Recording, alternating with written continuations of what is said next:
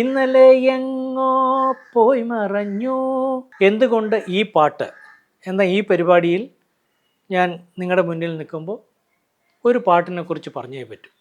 ഏറ്റവും പ്രിയപ്പെട്ട ഗാനം എന്ന് ഞാൻ ഇന്ന് നിങ്ങളുടെ മുന്നിൽ പറയുന്ന ഗാനം സെല്ലുലോയിഡ് എന്ന ചിത്രത്തിന് വേണ്ടി റഫീഖ് അഹമ്മദ് രചിച്ച് എം ജയചന്ദ്രൻ ഈണം പകർന്ന കാറ്റേ കാറ്റേ എന്ന ഞാൻ പാടിയ ഗാനം തന്നെ.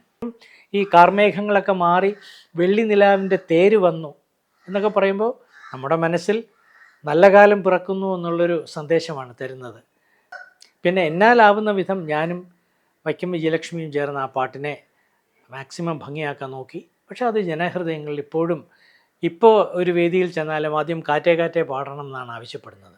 കാതിൽ തേൻമൊഴി ചൊല്ലാമോ കാറ്റേ കാറ്റേ. ഒന്ന്, എനിക്ക് പാടാൻ കഴിഞ്ഞ ആദ്യത്തെ സിനിമാ പിന്നണി ഗാനം. രണ്ട്, ആ പാട്ട് ജനഹൃദയങ്ങളിലേക്ക് പകർന്നു കൊടുക്കാൻ കഴിഞ്ഞു. അതെല്ലാവരും സംഗീതാസ്വാദകർ ഏറ്റെടുത്തു എന്നുള്ളൊരു സന്തോഷം. ആലിപ്പൂങ്കദളി വാഴ പൂക്കളിൽ ആകേത്തേൻ നിറഞ്ഞു.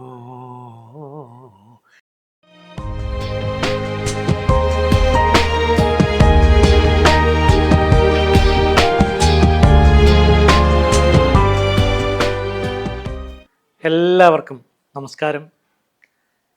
പ്രിയമുള്ളവരെ, ഞാൻ ജി ശ്രീറാം, പാട്ടുകാരനാണ്.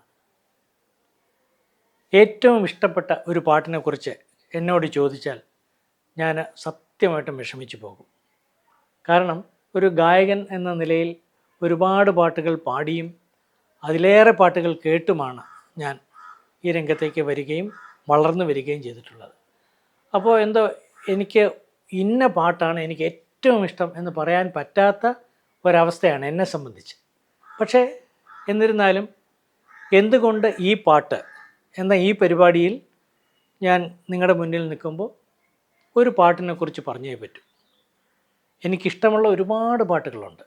പക്ഷേ കൂടുതൽ ഇഷ്ടം ഏത് എന്ന് ചോദിച്ചാൽ അത് ഞാൻ തന്നെ പാടിയ പാട്ടിനോടാണ് കൂടുതൽ ഇഷ്ടം.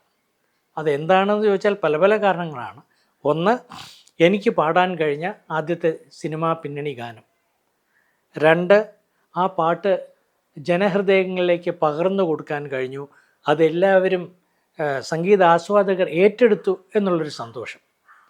അപ്പോൾ ഇതൊക്കെ കൂടെ വെച്ചിട്ട് എൻ്റെ ഏറ്റവും പ്രിയപ്പെട്ട ഗാനം എന്ന് ഞാൻ ഇന്ന് നിങ്ങളുടെ മുന്നിൽ പറയുന്ന ഗാനം സെല്ലുലോയിഡ് എന്ന ചിത്രത്തിന് വേണ്ടി റഫീഖ് അഹമ്മദ് രചിച്ച് എം ജയചന്ദ്രൻ ഈണം പകർന്ന കാറ്റേ കാറ്റേ എന്ന ഞാൻ പാടിയ ഗാനം തന്നെ.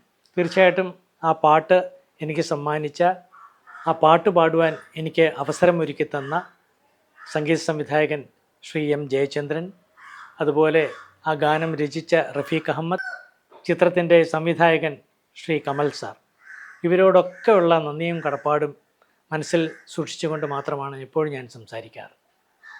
കാറ്റേ കാറ്റേ എന്തുകൊണ്ടാണ് ഇത്ര പ്രത്യേകത എന്ന് ചോദിച്ചാൽ പല പല കാരണങ്ങളാണ്. ഒന്ന്, ഈ പാട്ട് പുറത്തേക്ക് ഇറങ്ങുന്ന സമയം എന്ന് പറയുന്നത് 2011-2012 കാലഘട്ടത്തിലാണ്.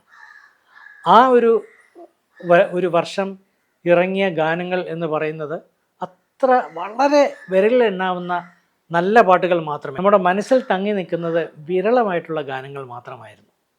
ആ കൂട്ടത്തിൽ കാറ്റേ കാറ്റേ എന്ന പാട്ട് ഒരുപാട് ജനങ്ങളുടെ ഹൃദയത്തിൻ്റെ ഉള്ളിലേക്ക് കടന്നു കയറി. ഒന്ന്, ആ പാട്ടിൻ്റെ പഴയ വളരെ പണ്ടത്തെ കാലത്തെ പാട്ടിൻ്റെ ഒരു ഈണം, അല്ലെങ്കിൽ ആ ഒരു ശൈലി, ഒരുപക്ഷെ 1930കളിലെ തമിഴ് ചിത്രങ്ങളിലെ ഗാനങ്ങളും അല്ലെങ്കിൽ ഇവിടെ അന്ന് പാടിയിരുന്ന രീതിയിലുള്ള ഒരു സംഗീതമാണ് അതിന്. അതുകൊണ്ടായിരിക്കും പെട്ടെന്ന് ജനങ്ങളുടെ ഉള്ളിലേക്ക് അത് കടന്നു കയറിയത്. പിന്നെ അതിൻ്റെ വരികളും, ആ വരികൾക്കൊത്ത സംഗീതം, അതിനനുസരിച്ച് സിനിമയിലെ സിറ്റുവേഷൻ, സെല്ലുലോയിഡ് എന്നുള്ള ചിത്രം, ഇതെല്ലാം കൂടെ വരുമ്പോൾ ആ പാട്ട് ഇന്നും ഇത്രയും വർഷം കഴിഞ്ഞിട്ടും ജനങ്ങളുടെ ഹൃദയത്തിൽ നല്ല പച്ച പിടിച്ച ഓർമ്മയായി നിൽക്കുന്നു എന്ന് പറയുമ്പോൾ ഒരുപാട് സന്തോഷമാണ്.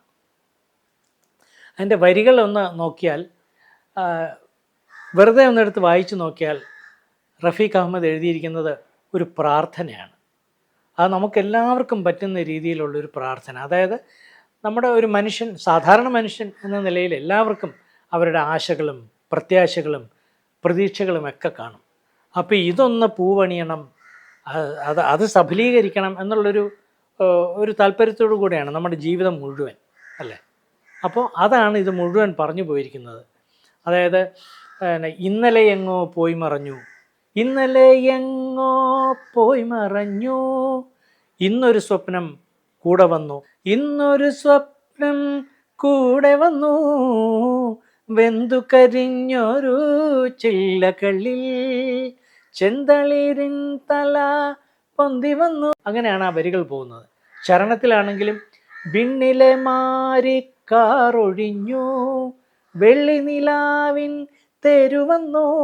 അപ്പോൾ എപ്പോഴും ഈ കാർമേഘങ്ങളൊക്കെ മാറി വെള്ളി നിലാവിൻ്റെ തേര് വന്നു എന്നൊക്കെ പറയുമ്പോൾ നമ്മുടെ മനസ്സിൽ നല്ല കാലം പിറക്കുന്നു എന്നുള്ളൊരു സന്ദേശമാണ് തരുന്നത്. പിന്നെ ഈ തിരിപ്പൂ മുട്ടുപോലെ.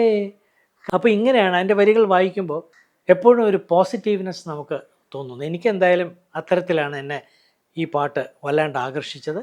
പിന്നെ എന്നാലാവുന്ന വിധം ഞാനും വൈക്കം വിജയലക്ഷ്മിയും ചേർന്ന് ആ പാട്ടിനെ മാക്സിമം ഭംഗിയാക്കാൻ നോക്കി. പക്ഷേ അത് ജനഹൃദയങ്ങളിൽ ഇപ്പോഴും, ഇപ്പോൾ ഒരു വേദിയിൽ ചെന്നാലും ആദ്യം കാറ്റേ കാറ്റേ പാടണം എന്നാണ് ആവശ്യപ്പെടുന്നത്.